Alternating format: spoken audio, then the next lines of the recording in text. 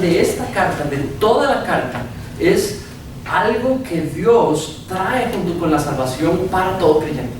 Toda persona que se declara creyente en Jesucristo, hay una esperanza viva, una esperanza nueva que es implantada en la persona, que es parte de las consecuencias que el Espíritu Santo esté morando en la persona. Cada hombre y mujer cristiana, joven, no tan joven o súper mayor, como usted quiera, de Costa Rica, de Nicaragua, grande, alto, bajo, puede gozar una esperanza que describe, está viva y es viva, y por lo tanto se puede disfrutar. Y ese es el tema principal que menciona la carta, y por eso el título de la serie. Muy bien, vamos a empezar la primera sección.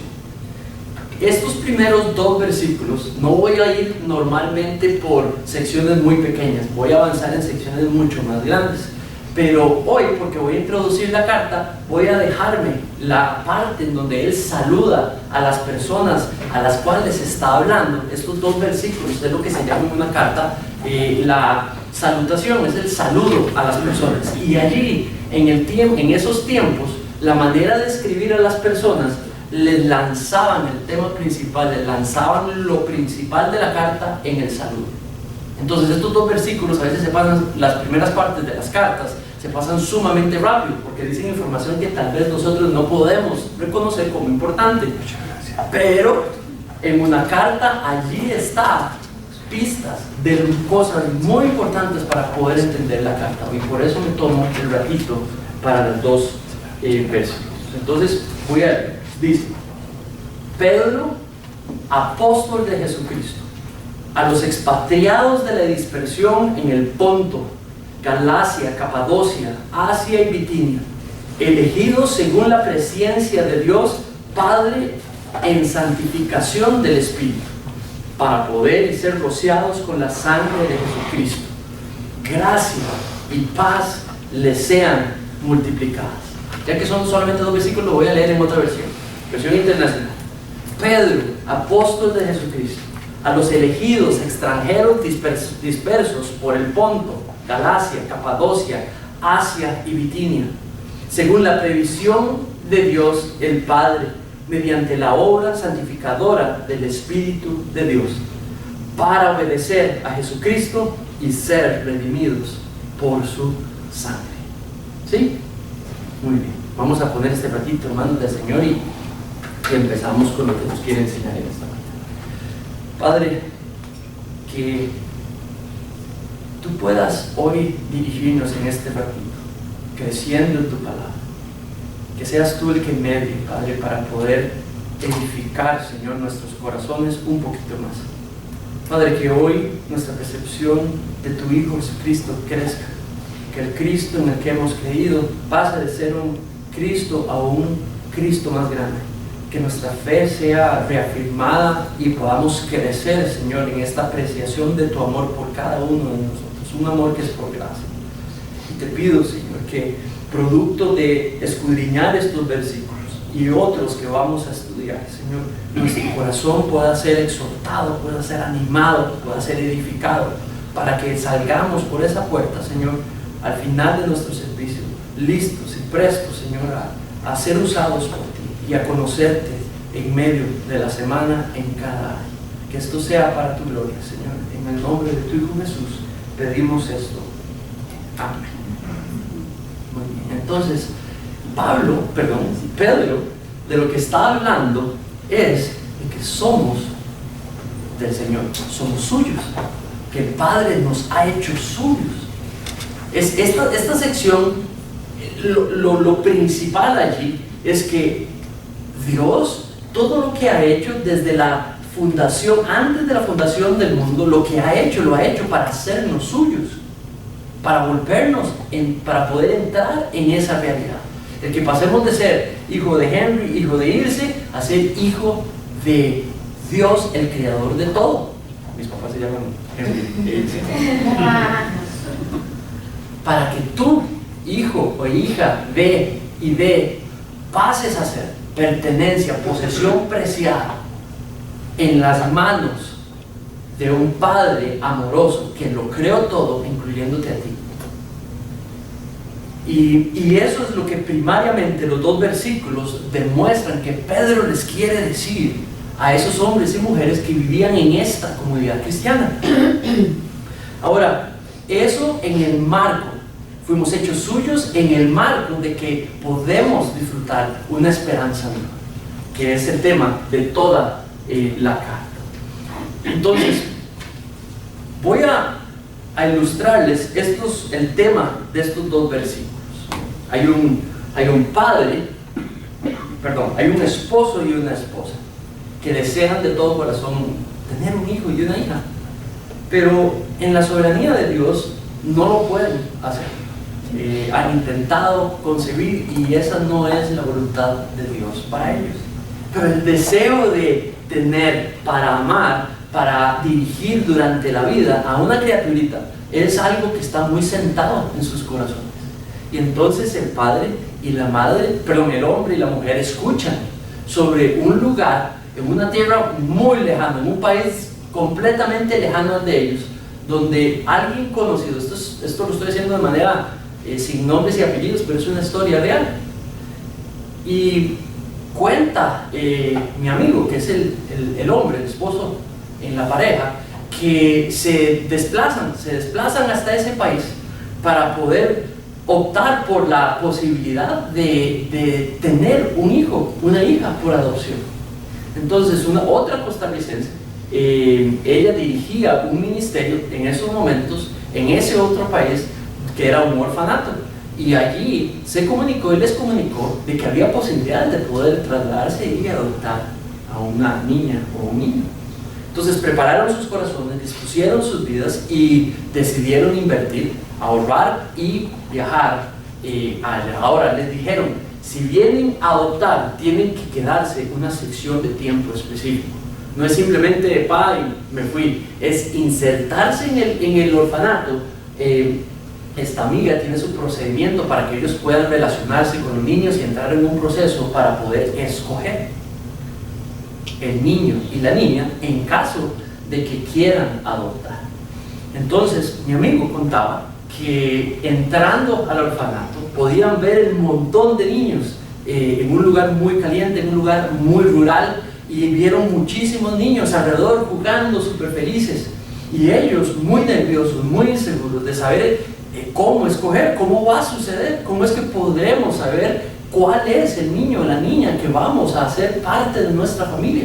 En el caso de él decía, ¿cómo voy a saber quién, cómo, cuándo escoger y dirigirme hacia un niño específico? Bueno, dice que pasaron los días y empezaron a tratar con varios niños, y como en el tercer día, cuando estaban allí en medio de la población de los niños y viendo todas las actividades que hacen con ellos, dice él que no eran los únicos padres, habían otras personas de otros países haciendo lo mismo, visitando y en la misma situación. Y cuenta que de pronto escuchó un ruido extraño, como de murmullo de gentes, de que algo sucedía, algo no normal. Y es que traían una niña, la cual sus hermanitos estaban en el orfanato, que había estado muy enferma y seguía muy enferma, pero que ya la habían decidido traer al orfanato de nuevo. Y dice que él ve donde traen a la niña, y la niña viene muy delicada, muy débil en fortaleza. Realmente se veía que venía bastante afectada. La acuestan y dice que en ese momento algo se prendió, algo como que, ¿será? Y lo primero que él pensó, dice, pero enferma. Y bueno, se quedó allí, pasaron los días y pudo ver cómo de una u otra manera todo guiaba para que él y ella, su esposa, pudiesen conocer a este niño. Al final del tiempo, unos pocos días, estaba firme en el corazón de que esta podía ser, que era esta niña la que ellos querían adoptar. Dentro del bullicio y la alegría de muchísimos otros niños que escoger, las condiciones se fueron dando y decidieron empezar a descubrir y a orar en pos de esta niña. Y dicen que la cuidaban, la alimentaban, iban a traerle medicinas, y la niña empezó a recuperarse. Y inclusive en el marco de esa relación de que ellos siempre estaban con ella y ella los empezó a conocer, la niña empezó completamente a cambiar en su semblante, en su salud, en su manera de comunicarse con ellos, al punto que al final de 2 semanas completas, casi 3, la niña había generado una relación con ellos y ellos claramente tenían un vínculo con la niña. Y entonces hablaron con su amiga y empezaron a hacer los papeles y decidieron adoptar esta niña pequeñita. Hoy por hoy, sin que la niña salieron del país, sin que la niña hablase el idioma de ellos, y ellos sin hablar el idioma de la niña como en sus 3, 4 años por ahí, y tomaron del ambiente donde esta niña vivía y la extrajeron, escogieron a la niña, la extrajeron de su lugar para llevarla a otro lugar, insertarla en una sociedad, en una manera de vivir, en una familia completamente distinta de donde ella venía, con un idioma distinto, con una idiosincrasia distinta, en una sociedad distinta, con valores distintos, con una fe distinta. Hoy mi amigo, ella teniendo alrededor de los 5, 6, creo que tiene 6 años, si me equivoco, han pasado 2 años o 3, y explica cómo vive completamente convencida en la nueva realidad que Dios le ha traído. Tiene un padre, tiene una madre, tiene casa, tiene un nuevo idioma. Ya en realidad no es nuevo, es el idioma de ella. Tiene valores nuevos, y ella ha preguntado y se le ha contado su realidad. Ella conoce la nueva realidad en la que ella vive y de dónde viene. Voy a suspender ahí para continuar la historia a través del sermón, porque esa es una pequeña historia de adopción. Ahora, mi amigo cerró esa sección con las siguientes palabras: esta es mi hija, es mía. Y cuando nos contaba en un grupo de amigos que ella era su hija, era impresionante, porque como la demostraba claramente, las facciones son completamente distintas. Ella es de tez oscura, mi amigo es de tez latina, pero no es de tez oscura completa, negra.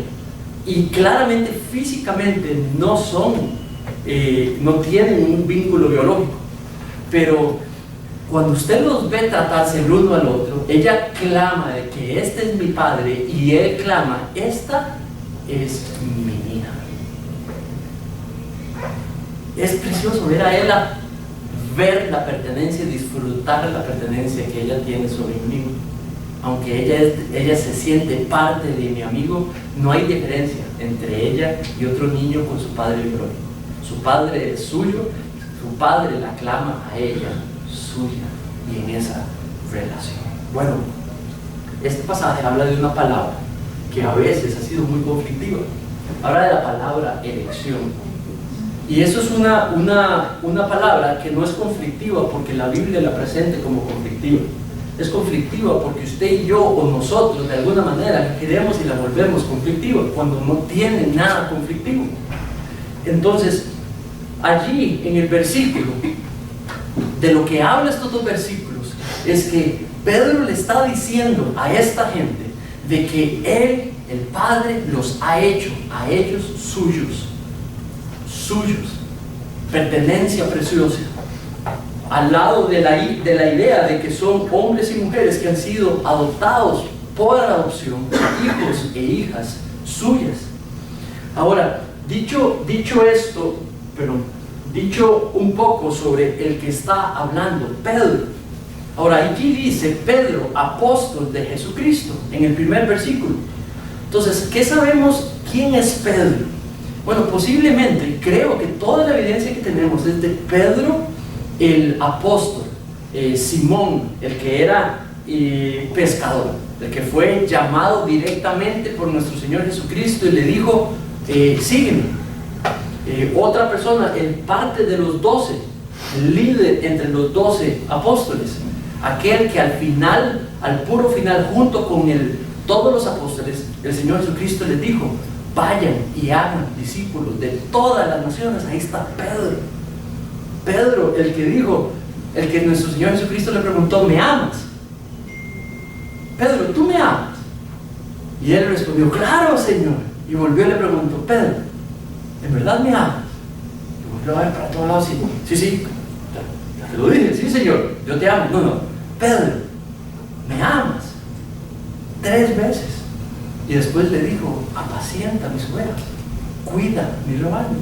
Pedro, el que le preguntaron, ¿usted es el que andaba con Jesús? No, yo. 3 veces. Pedro, el que estaba, y dice que cuando cantó el gallo, se cumplió lo que nuestro Señor Jesucristo dijo, ¿verdad? Y negó 3 veces a nuestro Señor.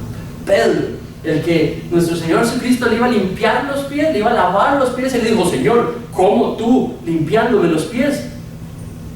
Y este hombre, común y corriente, líder entre muchos otros, le respondió y le dijo, no, Señor, tú no me puedes lavar los pies. Y entonces nuestro Señor Jesucristo le dijo, pero si no me dejas lavarte los pies, no puedes tener parte conmigo.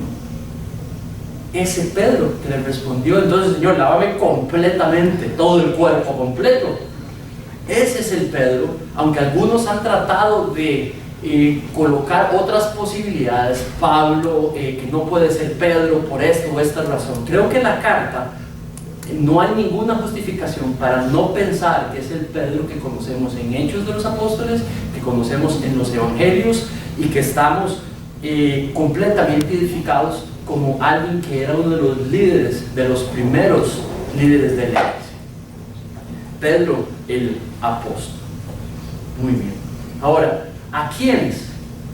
Este es un grupo de personas que está prácticamente, la carta nos dice los expatriados de la dispersión.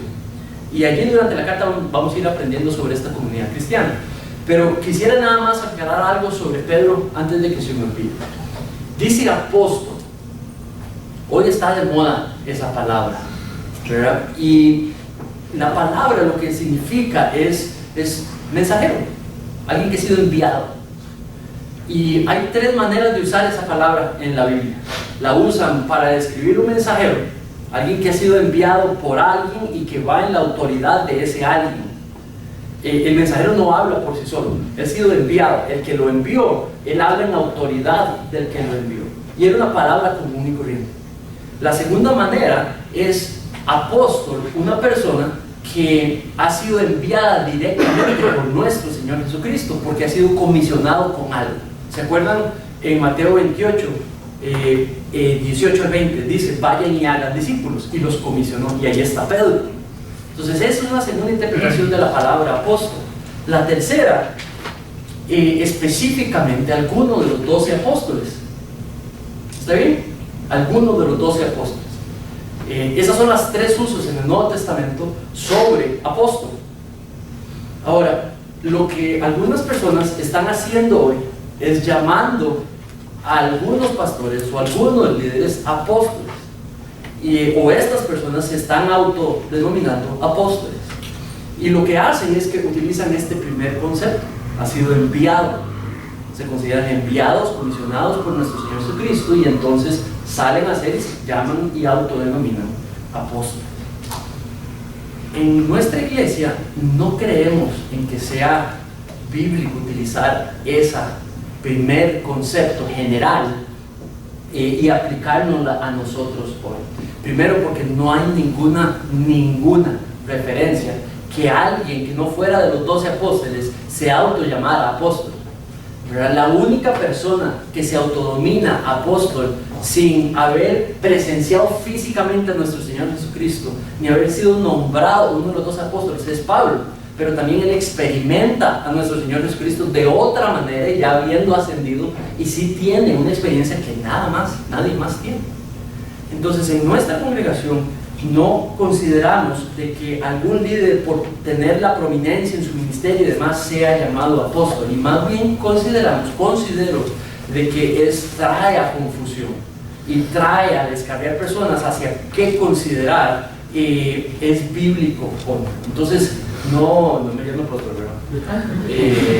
Y yo no le voy a llamar apóstol en ningún momento tampoco. Entonces, no me toca a mí a juzgar lo que lo usan, por qué lo usan, para qué lo usan.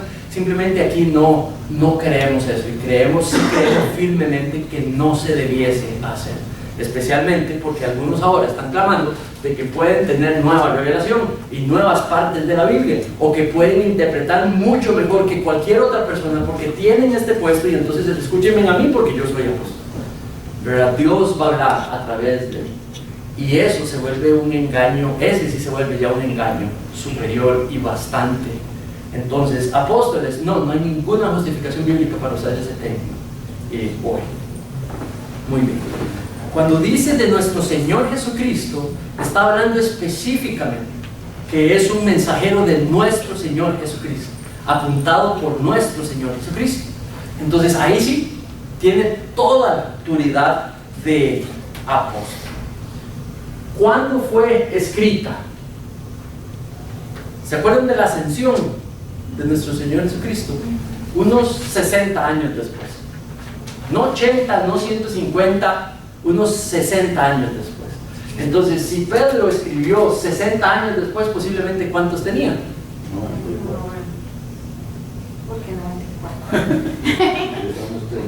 Pudo haber andado entre los...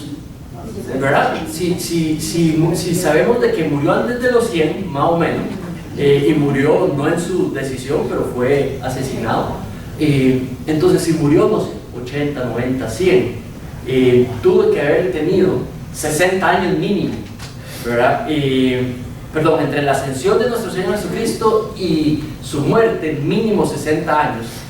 Por lo tanto, podía tener 30, 40, 20, no, tal vez 30, 20, cuando conoció a nuestro Señor Jesucristo, ¿verdad? Entre los 20 y los 30, más 60, ¿verdad? Va a andar en un periodo posiblemente 80, 90, y luego fue asesinado. ¿Cómo sabemos que es 60? Bueno, hay una serie de acontecimientos que sucedieron en el libro de los Hechos y que están en los distintos libros que nos permiten entender de que Pedro estaba vivo. Y hay otros eventos donde ya posiblemente Pedro ya está con el Señor. Entonces nos permiten hacer una sugerencia alrededor de los 60 y 70 años después de Cristo. ¿Cuál es el propósito? El propósito de esta carta completa es hablarle a una comunidad cristiana, una comunidad de cristianos que están sufriendo, están en sufrimiento.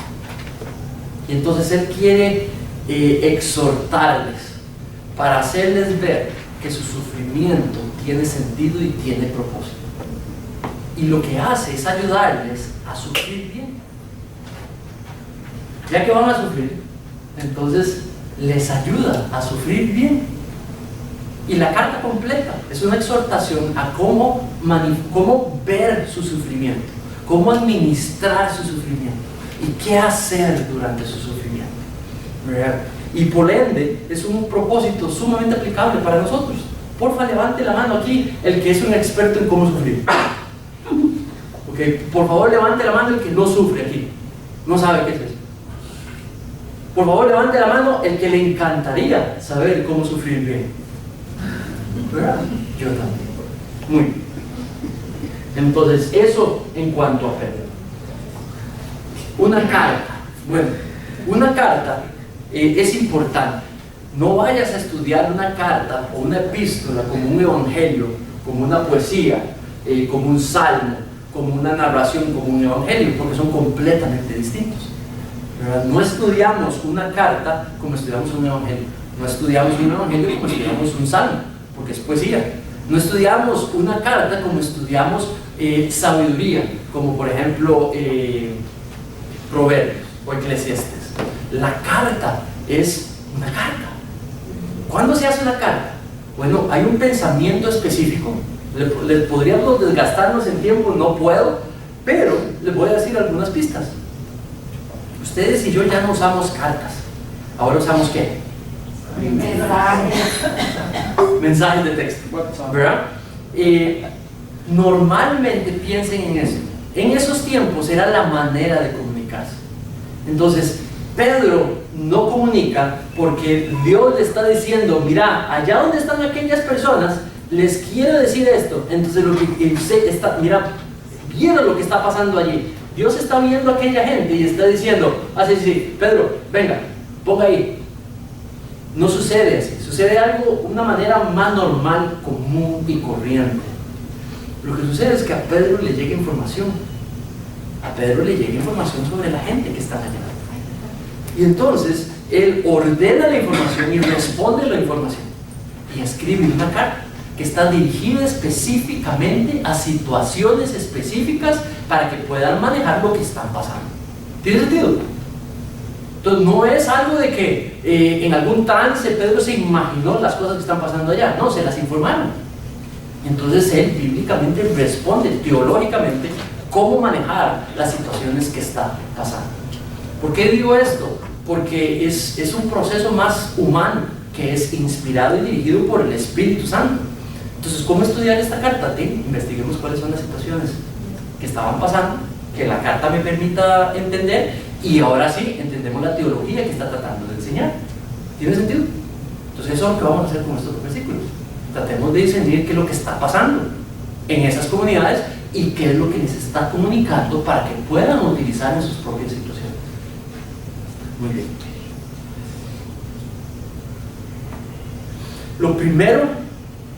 El primer mensaje aplicado a nosotros hoy es de que somos hechura suya, somos hechos, hemos sido hechos suyos para el Señor, aunque extraños ante otros. Ahora, tal vez el sueño extraño, no sé si está... Mira, ¿por qué está así? ¿Puedes arreglarle la...? Porque eso creo que te falta.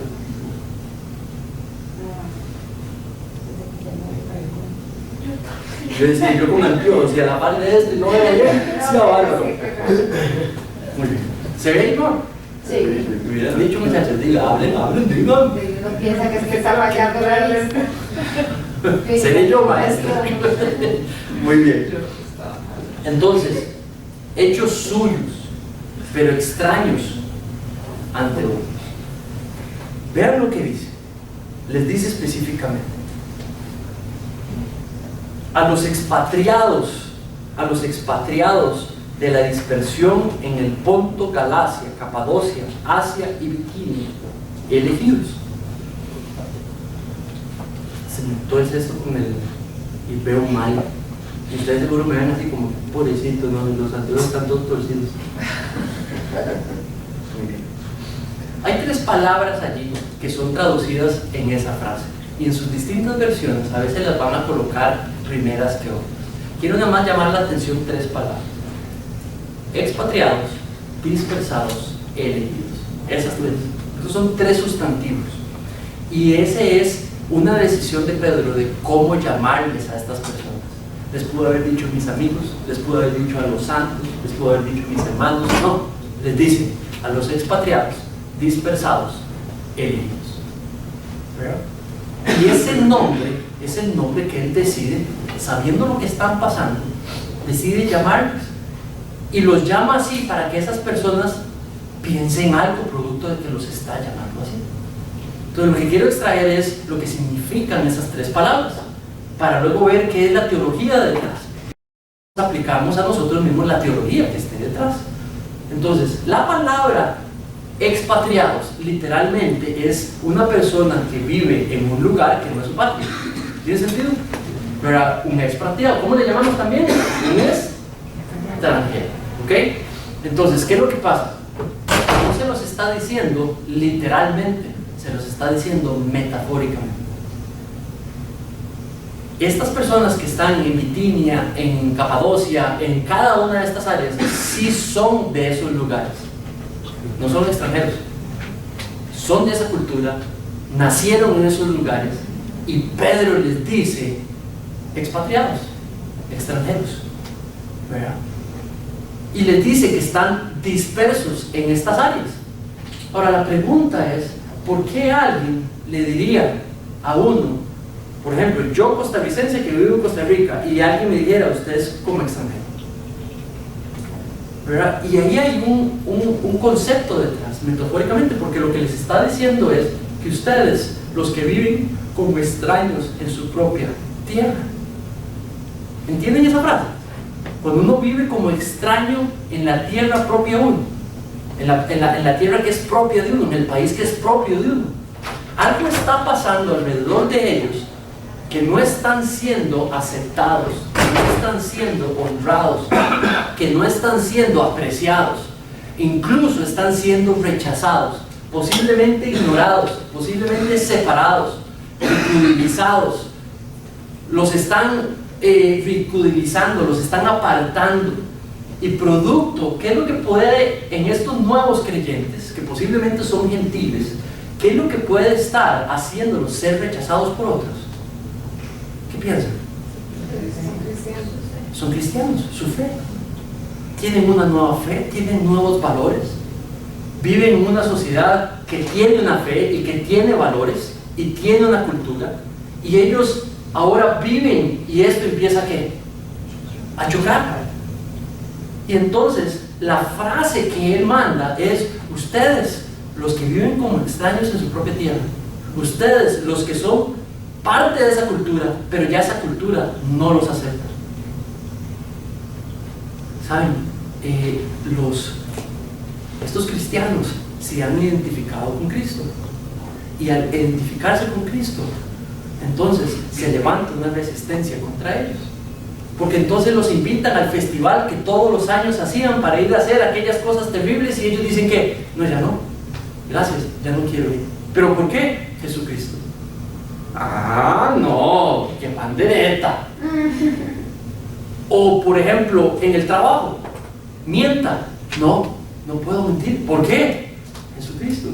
¿Y quién es este Jesucristo que te pidió que no mintieras? ¿Sí? ¿Y quién es este Jesucristo? Dios. ¿Y por qué es que lo obedeces? Salvador. Y empiezan a haber interacciones entre ellos y la cultura a la cual pertenecen, y se empieza a generar un rechazo por ellos, de que ya no se comportan como nosotros los capadiocenses o nosotros los pontecenses, ¿verdad? Y se empieza a hacer una separación de culturas entre la cultura cristiana y la cultura de cada uno de esos lugares. O sea, en esta carta, esta zona donde están dispersados estas personas, es más o menos como del tamaño de todo el GAM. No digo del tamaño de San José, porque sería muy chiquito en comparación, pero si usted agarra todo el GAM, todo el Valle Central, llamémoslo así, estos cristianos están dispersados en una área muy parecida. Pedro escribe desde Roma y ha tenido que viajar esa carta en un saquito de una persona, una distancia como de aquí más o menos a México, aparte. Es tan importante lo que Pedro, lo que Dios ha puesto en el corazón de Pedro, que les llegue a esas personas que viajan una distancia como de aquí a México, para que pueda estos hombres y mujeres entender su propia realidad y poder entenderla a los ojos de Dios.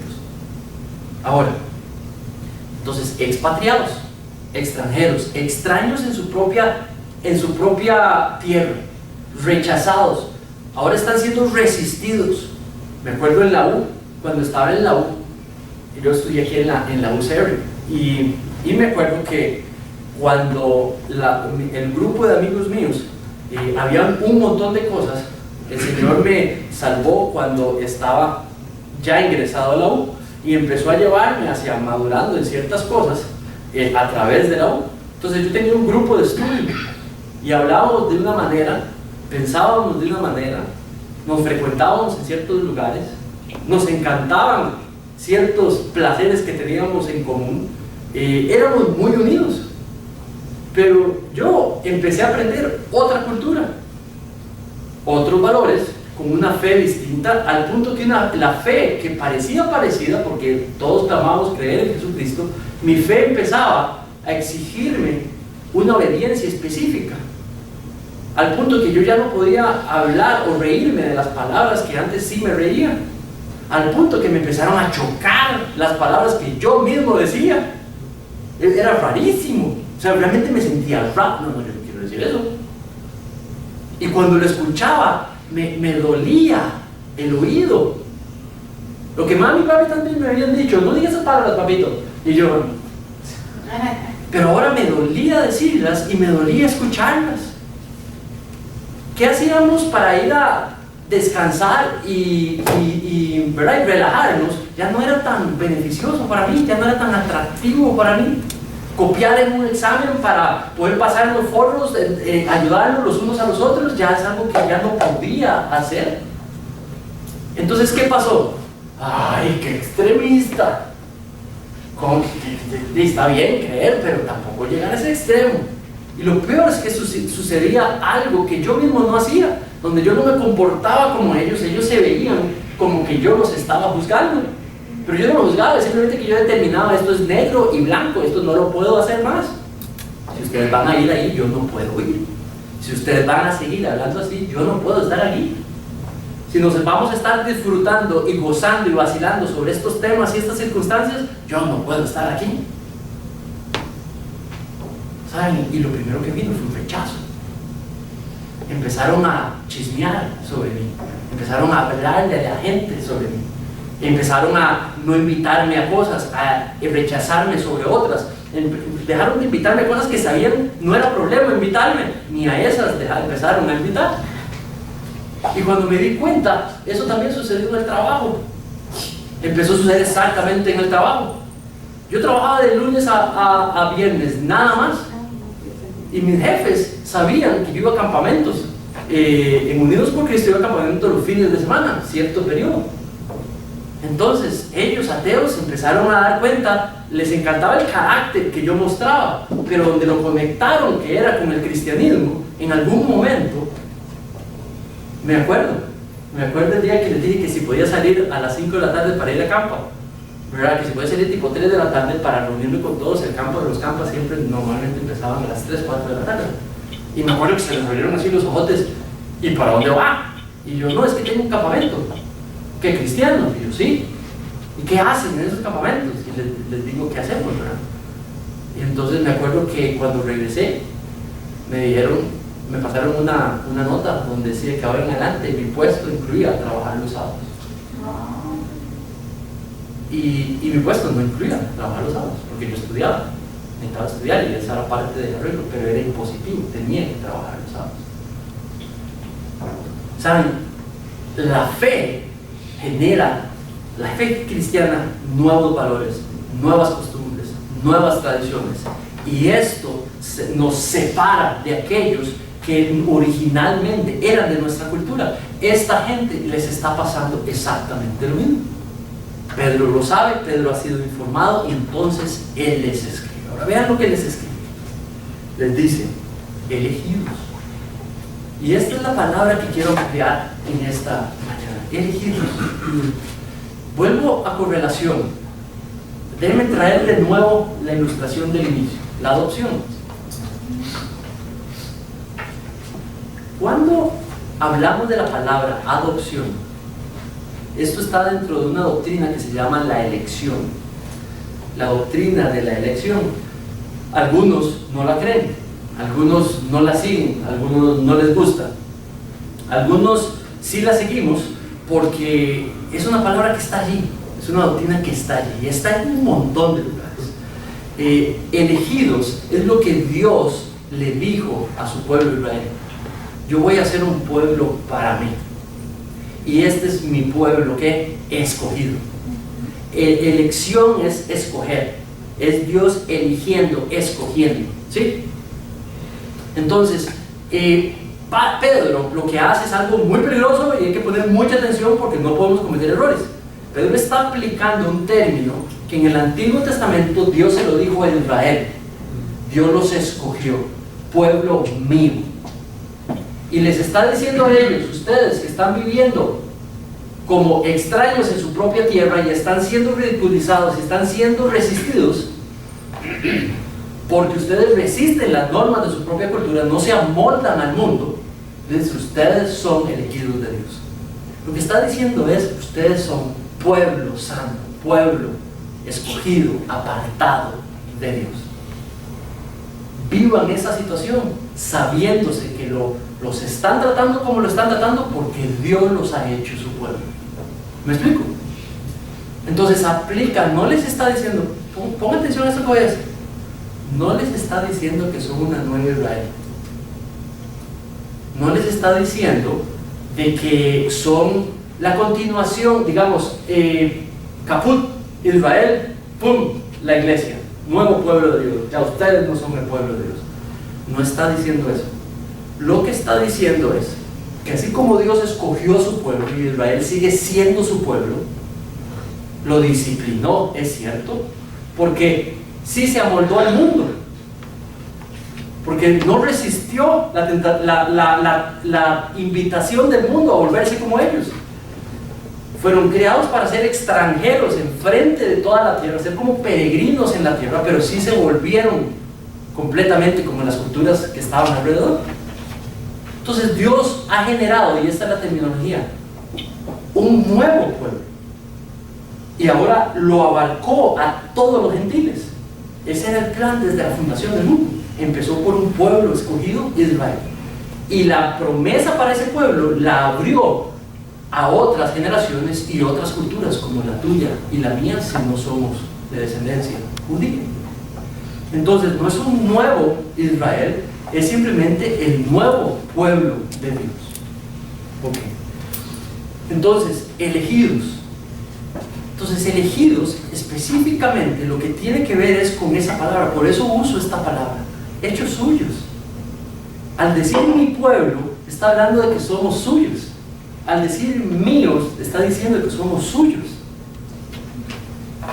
Entonces creo que al decir expatriados, elegidos, lo que les está diciendo específicamente es que son hombres y mujeres que le pertenecen a Él, porque son de la familia de Dios, porque son del pueblo de Dios.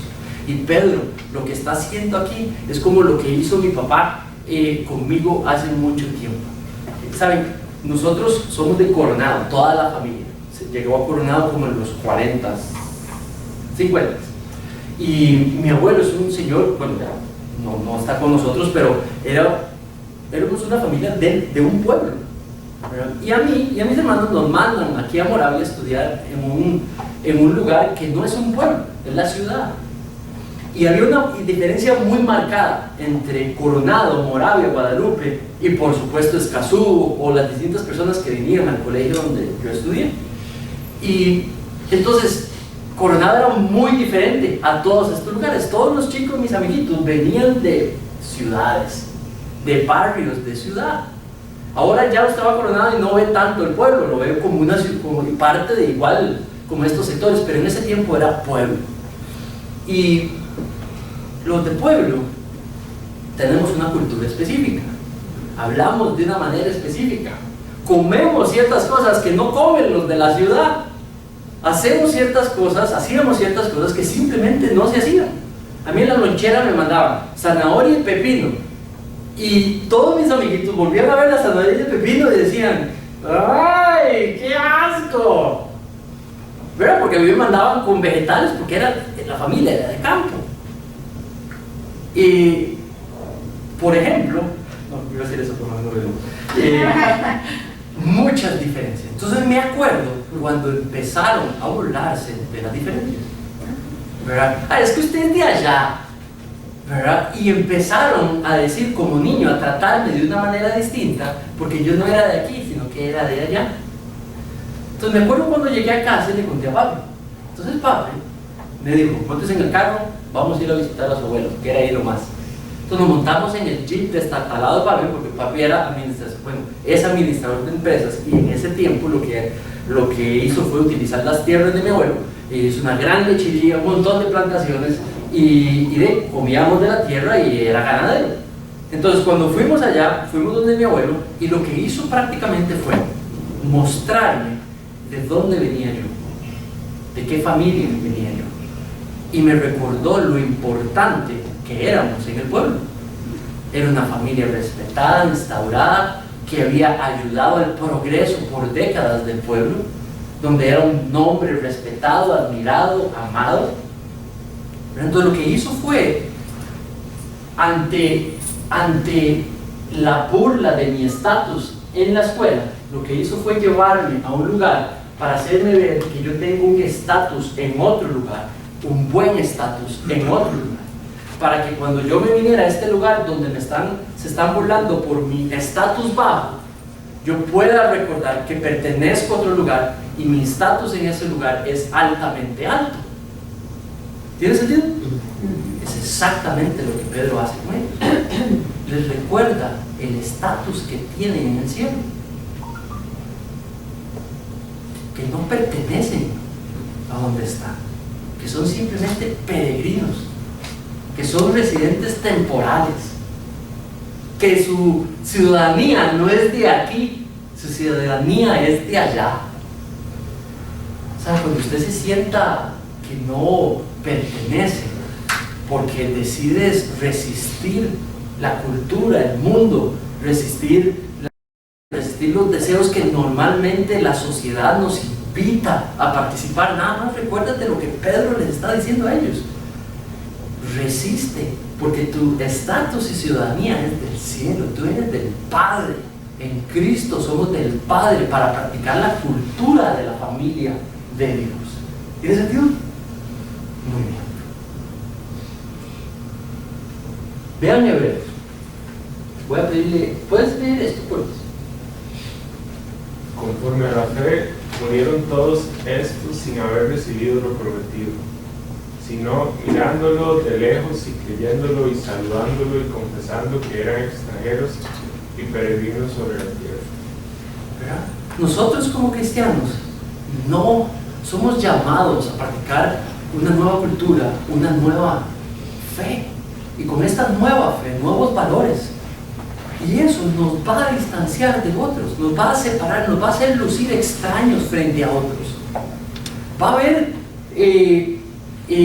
personas, a los solteros, va a haber muchachas que ya no vas a ser tan guapo porque sos cristiano, o ya no vas a ser tan atractivo porque sos pandereta o sos cristiana, y te comportas de esa manera y guardarse para el matrimonio, distintos valores que vamos a ir enfrentando a los que son estudiantes en la U o en el cole. Nos van a tratar, si se enteran, y pon atención si no se están enterando, si la gente no te está rechazando donde estás, en el cole, en tus grupos, en el lugar donde sos, sino si por tu fe no te rechazan, primero pregunte nada más a ver si ellos saben tu fe y si realmente la estás expresando y practicando, porque esa podría ser una razón por la cual no pasas resistencia, y no debiera de ser así. No sales a buscar resistencia, pero no escondes lo que crees y los valores que practicas. Honrar a padre y madre. No voy a hacer eso porque eso no honra a mi papá teniendo 25 años.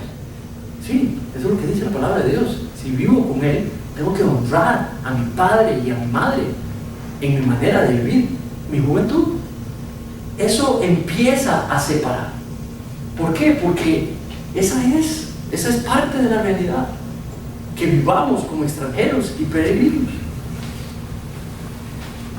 Porfa, ¿alguien más? ¿Pueden leerme esto? Segunda Tesalonicenses 2:13, pero nosotros debemos dar siempre gracias a Dios respecto a vosotros, hermanos amados por el Señor, de que Dios os haya escogido desde el principio para salvación, mediante la santificación por el Espíritu y la fe en la verdad. Okay. Quiero que veas algo que está aquí. Dice, escogido, pero es otra manera de traducir elegidos. Esa es la doctrina de la elección. La manera en la que Dios nos ve es de que Él nos escogió, de que Él nos eligió. Es la terminología que Dios utiliza en la Biblia. Y no debiéramos de rechazarla. Ahora, mira lo que dice, para salvación. Cuando habla de escoger y de elegir, se refiere para salvación. normalmente, yo me debatía con la palabra porque inmediatamente pensaba, escoger es rechazar a otros. Y algunos sacaban esa pregunta, ¿pero cómo es posible que Dios escoja a unos y rechace a otros? Si tienes esa pregunta, que en parte la voy a responder y la voy a dirigir en estos momentos, pero no es mi intención porque tenemos toda la carta. Va a seguir hablando de este tema, ¿verdad? Nada más quiero que te cuestiones lo siguiente. Él eligió, Él enfocó su misericordia en algunos, ¿verdad? Entonces hace pensar en ciertas cosas. Ahora, lo primero que te quiero pedir es que recuerdes ciertas cosas a la hora de meditar en esa doctrina. Lo primero es de que no es que todos estábamos condenados. O sea, todos estábamos condenados, todos pecamos y todos fuimos quitados de una relación con Dios. Dios no nos quitó, nosotros nos quitamos a nosotros mismos con nuestro pecado. Estamos hechos de pecado, tenemos una naturaleza de pecado y eso nos separa de una relación con Dios. Ningún chiquito ha logrado, bebé recién nacido, ha logrado ser santitico y no pecar. Todo niño peca y todo niño se vuelve un experto pecador. Por eso le llamamos pecadores, porque desarrolla la práctica del pecado, aún a pesar que nazca en un hogar cristiano. Entonces, todos hemos sido quitados de una posición en la gloria de Dios. Nuestro pecado nos ha quitado de él. Entonces, lo que Dios hace es mostrar su misericordia y elige, y por gracia rescata, elige. Es la acción específica de salvar al que no se merece ser salvado. Ahora la pregunta es, ¿y los demás? Bueno, una pregunta. ¿Vos le preguntarías si juzgarías a mi amigo que eligió a Ela y no eligió a los demás? Ya por eso es un mal papá, porque no escogió a todo el mundo y se los trajo con él. ¿Verdad que no? Él extendió su gracia por esta niña, enferma, limitada, y decidió volverla el objeto de su amor, para traerle una relación con él, para que tanto él la viera como suya y ella lo viera a él como su padre. Entonces la palabra elegir no está queriendo meter implicaciones de qué pasa con el resto. Dios no está hablando de eso. Entonces yo creo que si Dios no lo hace, no lo deberíamos tampoco de hacer nosotros, y no tomar implicaciones que Dios no ha revelado. Dios nos explicará posiblemente cuando estemos con Él, y tal vez no nos lo explique porque no sea necesario. Es algo que no necesariamente está claro. Lo que dice es que Él nos ha elegido, los que hemos desarrollado una fe en Él. Muy bien, no sé si vamos a seguir desarrollando ese concepto. Hechos suyos por iniciativa de Él, dice el versículo, elegidos según la presencia de Dios. Esa frase está hablando sobre la elección. Hemos sido elegidos según la presencia de Dios. En sus versiones tal vez no dice presencia, en sus versiones dice previo conocimiento, algunas dicen el propósito de Dios, algunas otras versiones dicen el plan de Dios. Esa palabra presencia de Dios, la palabra presencia, sí, de fijo tiene que ver con que lo sabía antes de escoger, pero es mucho más que eso. Lo que quiere decir es que es de acorde a un plan, es de acorde a su propósito. Él ha elegido a sus hijos de acorde a un plan que tenía establecido, y la Biblia dice que ese plan viene desde antes de la formación del mundo. No habíamos nacido y ya nos había predestinado a ser suyos y a ser conformados a la imagen de su Hijo. Entonces, eso lo que nos dice es de que no es tanto de que si sabía o no sabía, lo importante es que ve su iniciativa, la iniciativa del creador de todo, de hacer a cada uno de nosotros, a Silvia, a don Daniel, a Javier, a Manrique, a Megan, a Erika, a cada uno de nosotros, si en Cristo, hacernos suyos, pertenencia suya, y era de acorde a su plan. Esa escogencia es de acorde a su plan, se lo había planteado. Entonces, ¿qué genera eso en personas que están sufriendo rechazo? De que si están sufriendo por ser elegidos, lo que les está sucediendo está en el plan de Dios. Si en el plan de Dios estaba ser elegidos, en el plan de Dios también está ser rechazados por ser elegidos. ¿Tiene sentido? Lo que otros puedan hacernos producto de su reacción a nuestra fe va a ser producto porque nos hemos identificado con Cristo. Entonces lo que Pedro les dice, hey, recuérdense de su estatus. Ustedes tienen un estatus alto en el cielo, son hijos del Padre. Pero es interesante porque no dice Dios, dice según la presencia de Dios Padre. Mete la palabra Padre. Quiten ahí la palabra Padre, hubiera quedado como una deidad completa. No, es Padre porque es nuestro Padre. Luego dice en santificación del Espíritu, de nuevo sobre elegidos. Y lo que está diciendo específicamente es de que por la obra que está sucediendo en el corazón de las personas. La elección es otra palabra para salvación. Él nos ha salvado y dice que es de acorde a la santificación del Espíritu, a algo que hace el Espíritu en el corazón de las personas. Y eso es simplemente otra manera de decir que cuando ponemos nuestra fe en Jesucristo, Él nos aplica la elección en el corazón de las personas, por la presencia del Espíritu en las personas. Nos volvemos parte de la familia de Dios por algo que hace el Espíritu Santo en el alma, en el corazón de las personas. Y por último, esto digamos lo vemos por ejemplo en 1 Corintios. David, ¿puedes leerme este versículo? 1 Corintios 1:2. A la iglesia de Dios que está en Corinto, a los santificados en Cristo Jesús, llamados a ser santos con todos los que en cualquier lugar invocan el nombre de nuestro Señor Jesucristo, Señor de ellos y nuestro.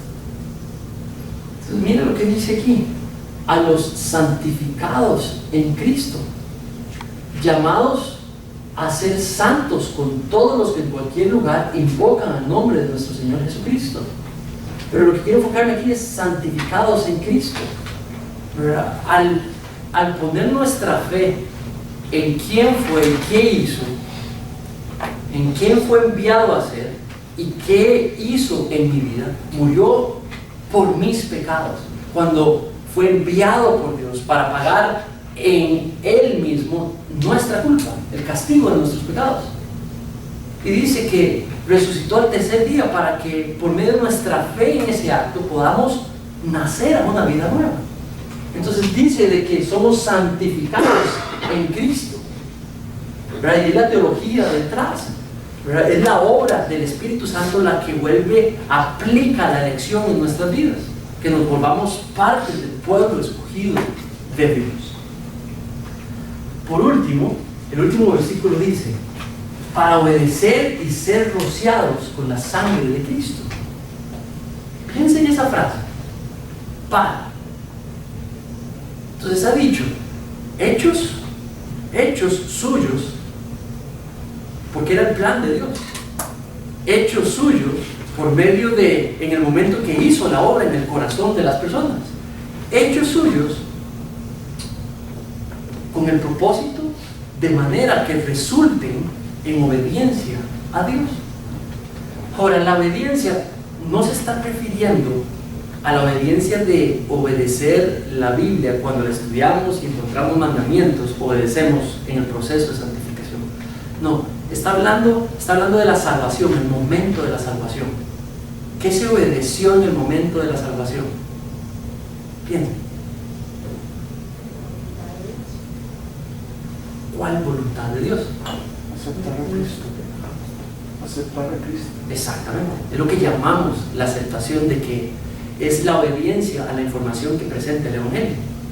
¿Verdad? Que dice, usted es pecador, no tiene relación con Dios, merece la muerte, tu pecado te ha puesto en juicio, muerte, no relación con Dios, ¿verdad? Separación completa de Dios, y lo creemos. Pero también Dios ha hecho un medio de que castigó el pecado sobre Él mismo, y hizo un medio para que por medio de la fe en nuestro Señor Jesucristo, que inocentemente murió para pagar en nuestro lugar por nuestros pecados, si pones tu fe en Él, pon tu fe en Él, cree de todo corazón en nuestro Señor Jesucristo, y serás salvo. Y serás pueblo de Dios, familia de Dios, hija de Dios, hijo de Dios. Entonces, la obediencia de la que está hablando es la obediencia a esa información. Si yo voy a creer, si yo me voy a arrepentir, si yo voy a presentarme, Señor, para que traigas tu salvación a mi corazón. Sí, Señor, para que tú vengas a vivir, Espíritu Santo, en mi corazón. Y esa es la evidencia, esa es la obediencia a la que habla. Ahora, esta obediencia no es un acto, es una reacción. Es una reacción a la obra santificadora del Espíritu Santo. Y reaccionamos en fe. No es una obra que salva. Creer no es una obra que salva. Creer es una manifestación de algo que ha sucedido en el corazón. Javier, dígame esto. Romanos 1:5, y por quien recibimos la gracia y el apostolado para la obediencia a la fe en todas las naciones, por amor de su nombre. Mire lo que está implicando. Dice que la gracia que recibió, de nuevo la misma palabra, resulta en obediencia a la fe. Entonces la gracia fue presentada en términos de fe, un sacrificio, una cruz, una muerte sustitutoria, y dice que la fe en esa gracia terminó en obediencia a esa fe, ¿verdad? Y está hablando de ello también. Por último, dice una palabrita que específicamente dice ser rociados con la sangre de Cristo. No se asusten ahora cuando practicamos la Santa Cena, no los voy a rociar con la sangre de Cristo. Pero lo que está hablando es del Antiguo Testamento. ¿Se acuerdan en Éxodo cuando Dios hizo a Israel su pueblo? Israel hizo un pacto con Israel. Entonces, lo que está haciendo es hablando metafóricamente de algo que sucedió en el pasado. ¿Qué sucedió en el pasado? Que Dios le dijo a Israel: tú serás mi pueblo, y vamos a hacer un pacto donde serás mi pueblo y seguirás mis estatutos, vivirás para mi gloria, me adorarás con todo tu ser, me amarás con toda tu mente, con todo tu corazón, con todas tus fuerzas. ¿Y qué dijo Israel? Sí, te vamos a adorar y te vamos a seguir. Y se hizo el pacto mosaico entre el Señor y su pueblo, ¿sí?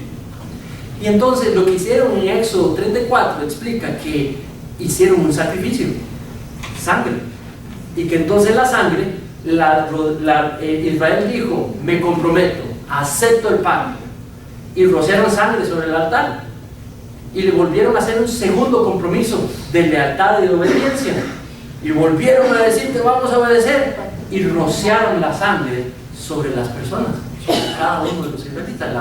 ¿Cómo se llama? La spray, la rociada, ¿verdad? Entonces eso fue un acto. Ahora Pedro no está hablando de un acto físico, está hablando de un acto espiritual. ¿Qué es lo que hizo la sangre en ese tiempo? Lo que hizo fue volver activo el pacto. Se volvió activo en el momento que rociaron la sangre. Y eso es la función que tenía un sacrificio en el Testamento también. Ahora, metafóricamente lo que está diciendo es: tú en Cristo eres parte del pueblo de Dios, y lo que hizo activo el pacto por medio de la fe, ser hijo e hija de Dios, fue la sangre de nuestro Señor Jesucristo.